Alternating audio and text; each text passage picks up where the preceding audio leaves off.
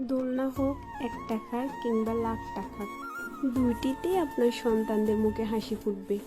লাখ টাকার দোলনাতে থাকে একজন ফিতার অক্লান্ত পরিশ্রমের অর্থ, এবং 0 টাকার দোলনাটিতেও থাকে একজন ফিতার অক্লান্ত পরিশ্রম।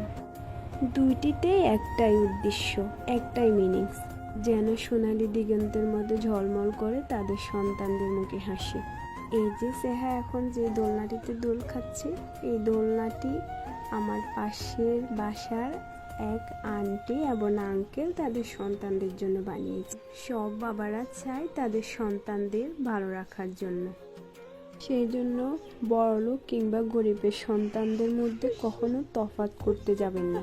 সন্তান লাখ টাকা থেকে যে আনন্দ পেয়েছে, গরিবের সন্তান সে 0 টাকাতেও সেই আনন্দ পেয়েছে।